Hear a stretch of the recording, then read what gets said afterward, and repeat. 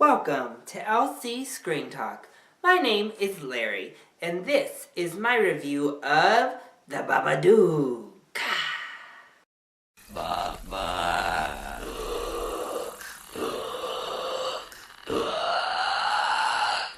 So if you didn't know, I am a pretty big horror fan. I love me some scary movies.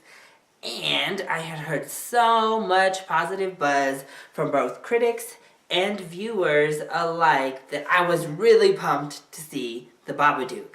And I have to say, I was not let down. So if you don't know, this is a horror film from Australia that you can currently view on demand through streaming as well as in select theaters. It is pretty hard to find, so you have to do a little bit of digging, but I think it is worth the search. So let's jump in to the positives of the film. So a big thing for me with horror films is a creepy setting that stays with you throughout. And the Babadook's biggest strength is that it creates a very creepy, ominous tone and atmosphere that is relentless from start to finish in the film. It just never lets up, and it keeps in your face with this very ominous tone. So you're always kind of on edge as you're watching, just period, throughout. From start to finish, you're a little bit on edge, you don't know what's going to happen, and you're always anticipating. I also think the story itself is very strong. The writing is really well done, and the story is really well done as well. It's about a storybook that this mom finds and reads to her kid because he insists, and then it all just goes crazy from there. It does fall back on some tropes, like the trying to get rid of the book itself and the book just reappearing and this and that type stuff that we've seen in so many other scary movies. But I like that stuff is added, and then there's foreboding that happens within the film itself, and actually kind of telling the audience what's gonna happen before it happens makes for a more tension-filled experience. So we are given a preview into what's happening in the book, and then you're on pins and needles watching the film for these things to play out. Is this gonna happen or is it not gonna happen? And oh my gosh. And it just really helps build up the tension. And I thought that was such a fantastic technique for the filmmakers to utilize. And unlike other horror films, this one really didn't rely on jump scares. There are a couple, of course. I think you need those. They're essential in horror movies, especially nowadays. Audience members just won't react otherwise. But it relies so much more on that tone I was talking about. You're going to be thinking about this as you go to bed tonight. You're going to be left with an ominous feeling the rest of the day. And those are the most powerful scary movies. And this one does that really well. It stays in your head. It makes you kind of want to look over your shoulder and think about it as you're going to sleep, or you're alone that night, turning off your lights. And those are the successful horror movies. And this one really does a great job of creating that atmosphere. Now, I also really thought the lead actress in this film was fantastic. She did well at delivering all the different emotions and range that she was asked. And she called upon so many different kind of personas throughout the film, and you genuinely believed them all. So she just nailed it. She knocked it out of the park and really took this film on her back and delivered. I thought the son was pretty good overall. He was a little bit one note for me, and the way his character was written was very unsympathetic. So you kind of are like, what do I think with you?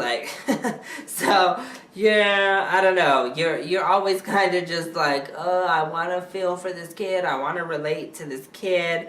And then you go off a little bit because you're like, oh, no, I don't really relate to that as much. Or, oh, no, I can't really put myself into him. So he was not necessarily a positive. But overall, I thought the kid actor tried. And he went for it. And he put his all into it. But the film definitely was not perfect. So the biggest negative is that you can definitely see the budget in the film. It's not a big budget movie. The effects were not all of that great.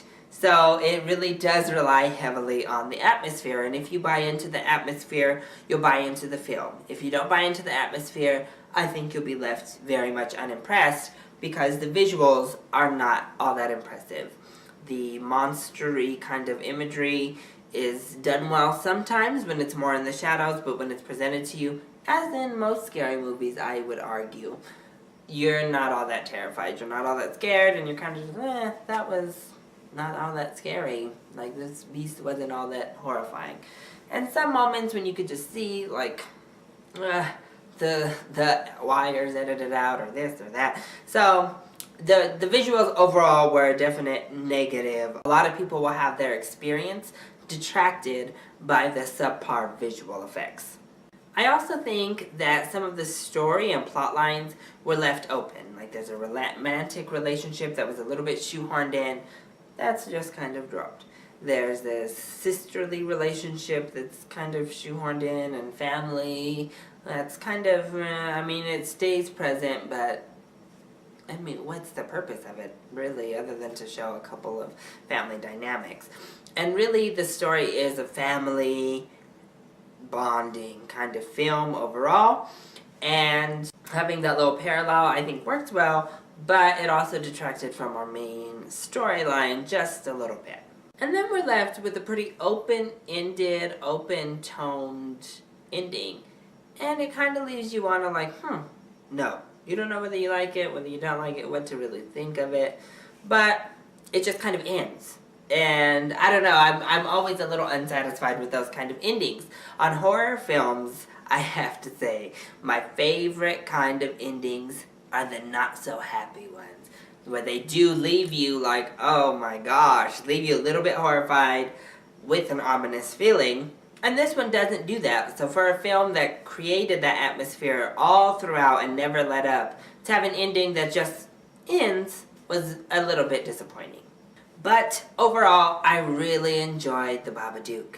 It was a really well-crafted, passionate horror film, and I think that passion exudes through the movie and through the subpar visual effects to infect the audience and really draw you into this fun time and this impactful story.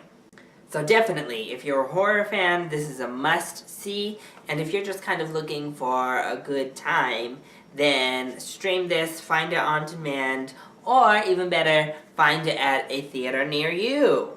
So that has been my review of The Babadook. I hope you enjoyed this video. If you did, click like down below. Subscribe to our channel so you're always up to date on the latest videos. And join in on the conversation. Have you seen The Babadook? Have you even heard of it? And what do you think? Are you open to the idea of an Australian film? Does it excite you like it excites me that we're getting international cinema playing here? And are you a horror fan?